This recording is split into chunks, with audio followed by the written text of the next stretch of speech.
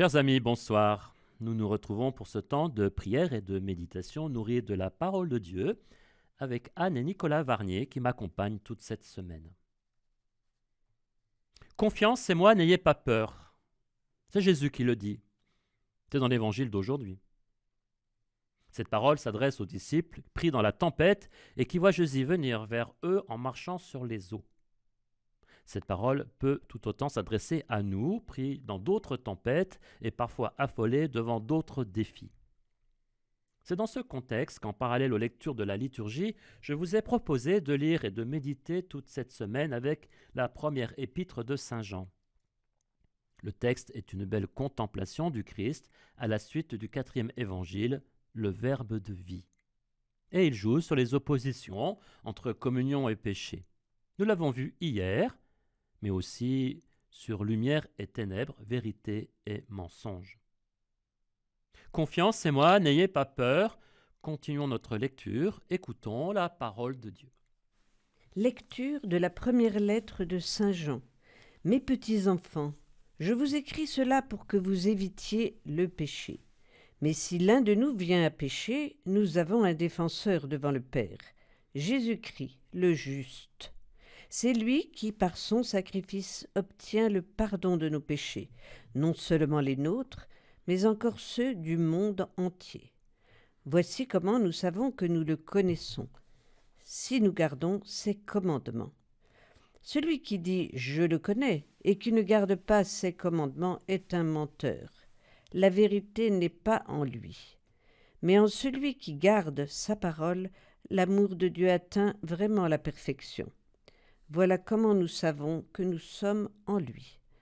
Celui qui déclare demeurer en lui doit, lui aussi, marcher comme Jésus lui-même a marché.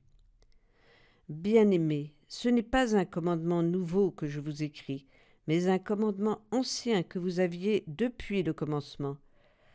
La parole que vous avez entendue, c'est le commandement ancien. Et pourtant, c'est un commandement nouveau que je vous écris. Ce qui est vrai en cette parole l'est aussi en vous.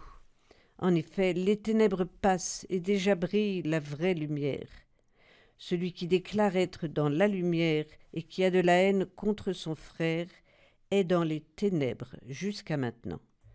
Celui qui aime son frère demeure dans la lumière et il n'y a en lui aucune occasion de chute. Mais celui qui a de la haine contre son frère est dans les ténèbres. Il marche dans les ténèbres sans savoir où il va, parce que les ténèbres ont aveuglé ses yeux.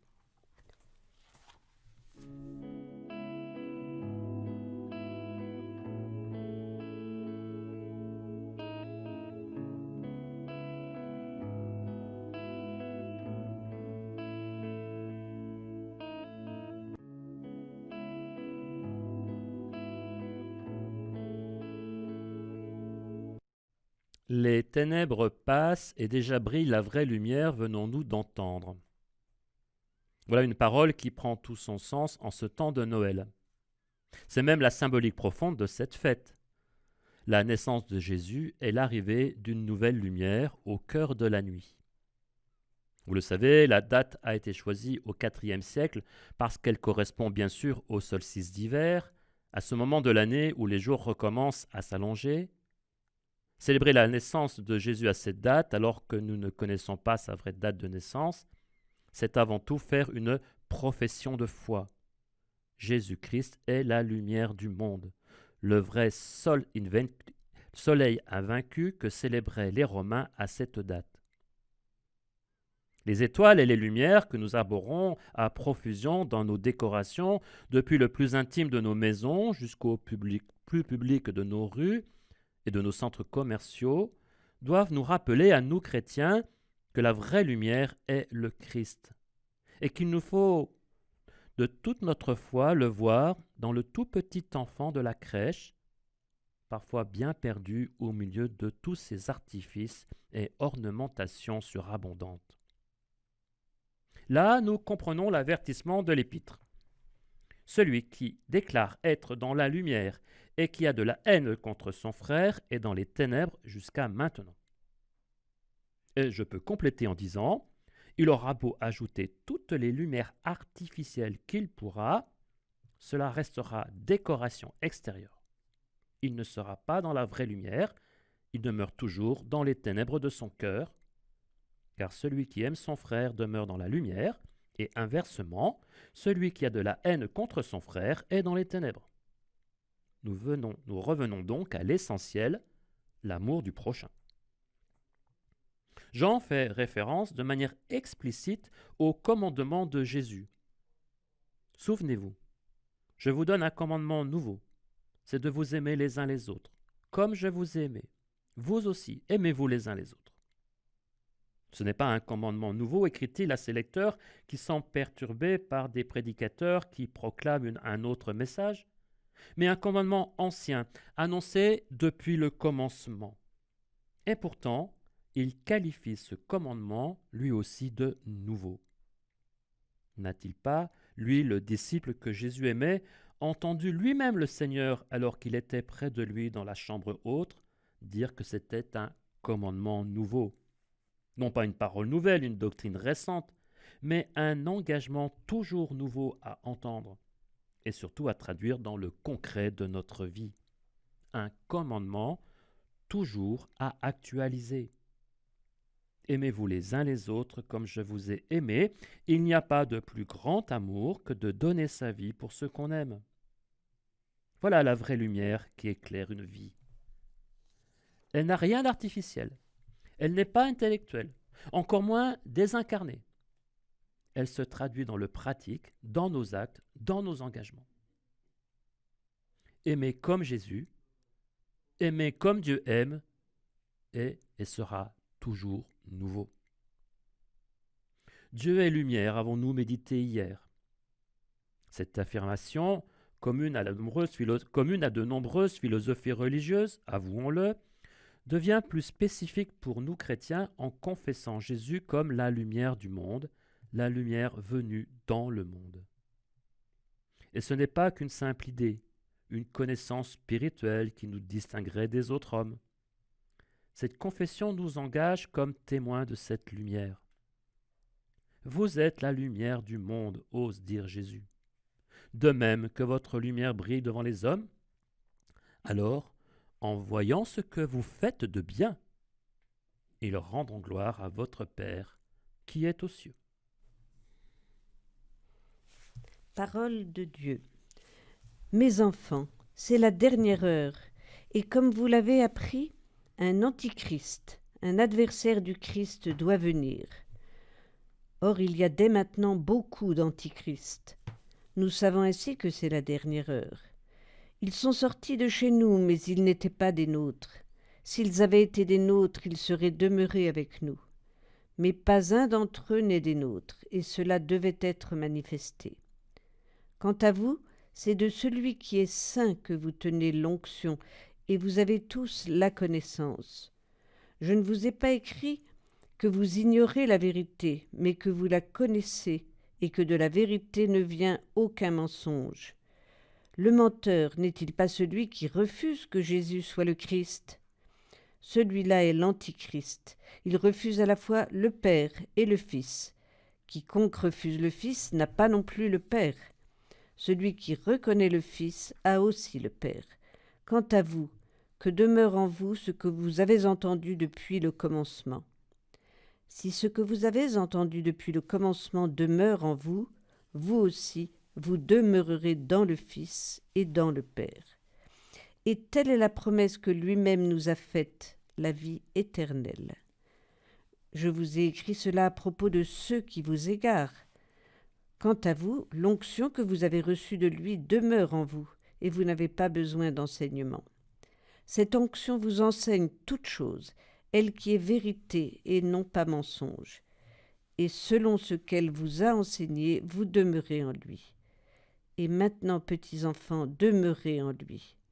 Ainsi, quand il se manifestera, nous aurons de l'assurance, et non pas la honte d'être loin de lui à son avènement. Puisque vous savez que lui, Jésus, est juste, reconnaissez que celui qui pratique la justice est lui aussi né de Dieu.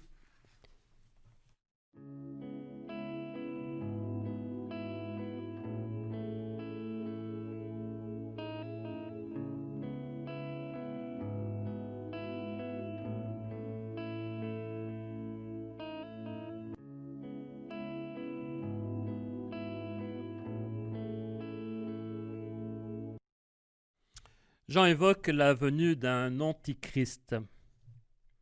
Il dénonce des adversaires du Christ. Déjà, à la fin du 1er siècle, c'est-à-dire dès les commencements, la foi suscitait des adversaires. Et l'Église devait faire face à des ennemis de la vérité. Ne nous étonnons donc pas qu'aujourd'hui encore ce soit le cas. Ce sera ainsi jusqu'à la fin des temps. Nous sommes même, pour l'auteur, dans ces temps derniers. Nous savons ainsi que c'est la dernière heure, écrit-il. Je pense même que c'est inévitable. Si le Christ est la lumière qui vient dans le monde, il révèle aussi la part d'ombre du monde, comme la lumière révèle un objet par les ombres qu'elle projette. Et plus la lumière est forte, plus les ombres sont importantes. C'est un jeu de contraste. Mais ce qui compte pour l'auteur, ce n'est pas tant de dénoncer les adversaires que de rappeler à ses lecteurs la véracité de la première annonce en s'appuyant sur la force du baptême qu'ils ont reçu.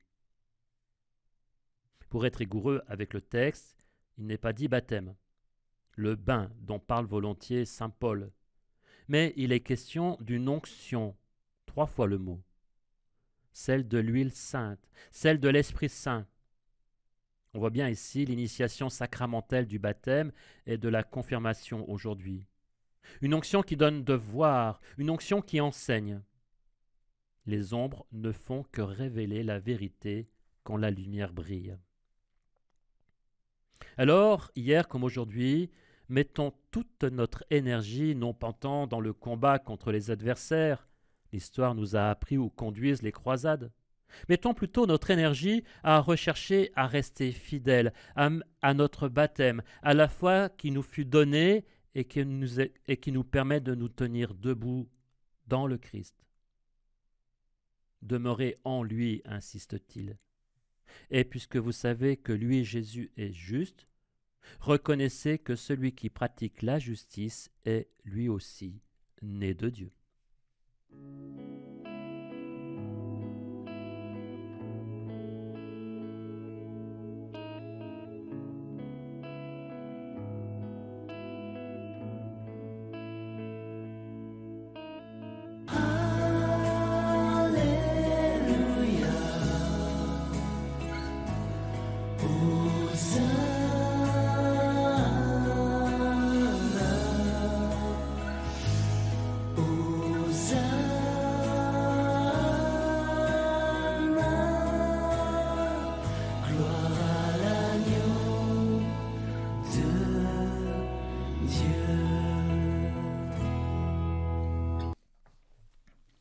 Nous prions avec le psaume 71, le grand psaume de l'Épiphanie.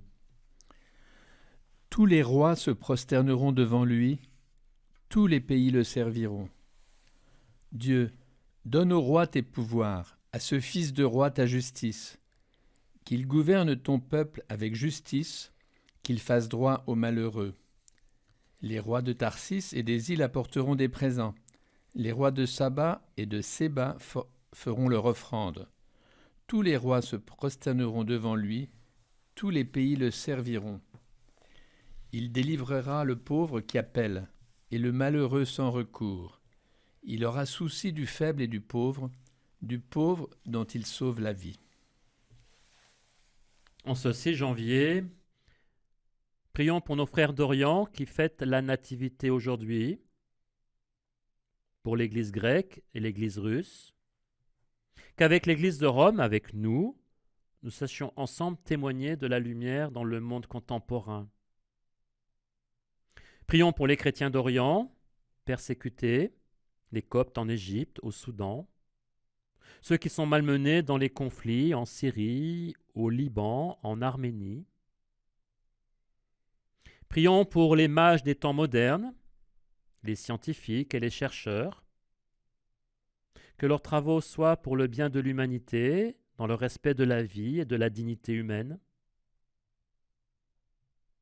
Prions pour ceux qui ont œuvré contre le Covid, ceux qui ont travaillé dans les laboratoires et dans les officines médicales et pharmaceutiques. Prions pour tous les chercheurs de Dieu, ceux qui sont en route à la suite d'une étoile. Que l'Esprit qui travaille le cœur des hommes droits leur montre le chemin qui conduit jusqu'à l'enfant de Bethléem, jusqu'à la vraie lumière qui éclaire tout homme. Notre Père, qui es aux cieux, que ton nom soit sanctifié, que ton règne vienne, que ta volonté soit faite sur la terre comme au ciel. Donne-nous aujourd'hui notre pain de ce jour.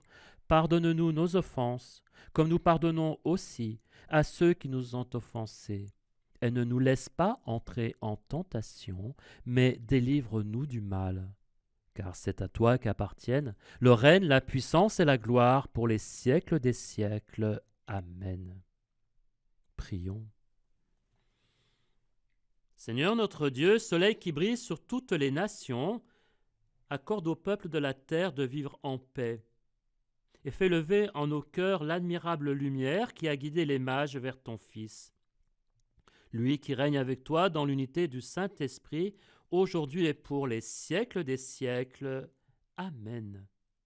Et que Dieu Tout-Puissant vous garde, qu'il vous bénisse, le Père, le Fils et le Saint-Esprit. Amen.